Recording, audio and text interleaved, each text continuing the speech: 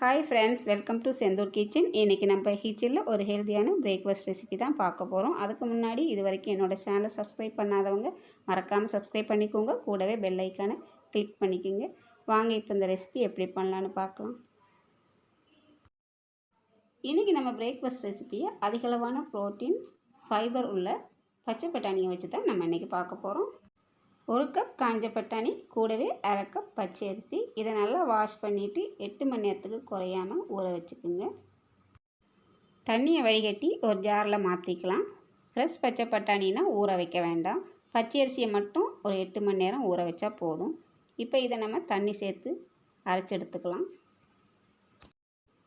தோசை மாப்பதத்துக்கு நல்லா அரைச்சி உப்பு சேர்த்து நல்லா மிக்ஸ் பண்ணிடுங்க. இது 8 மணி நேரம் ஊற வச்சுருக்கிறதுனால உடனே நம்ம தோசை வார்த்துக்கலாம்.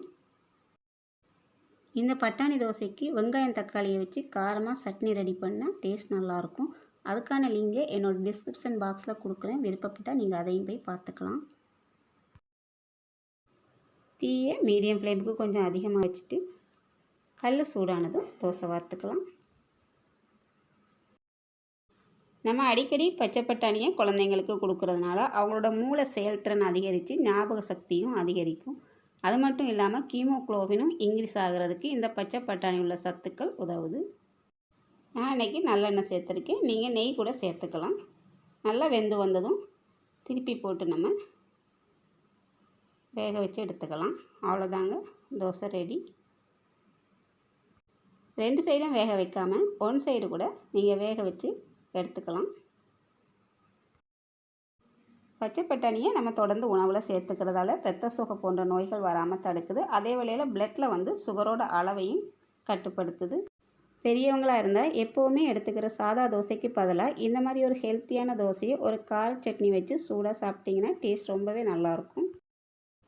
இதுவே நம்ம குழந்தைங்களுக்கு கொடுக்கும்போது டேஸ்ட்டை இன்க்ரீஸ் பண்ணுறதுக்காக கொஞ்சம் தேங்காய் சேர்த்துக்குங்க.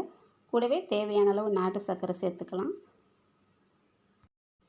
கூடவே வறுத்த நிலக்கடலையை பொடி பண்ணி சேர்த்துக்கலாம். இது ஆப்ஷனல் தான். நீங்கள் பாதாம் முந்திரி கூட சேர்த்துக்கலாம். இல்லைன்னா நல்ல எள்ளை வறுத்து பொடி பண்ணி அதையும் சேர்த்துக்கலாம். டேஸ்ட் ரொம்பவே சூப்பராக இருக்கும்.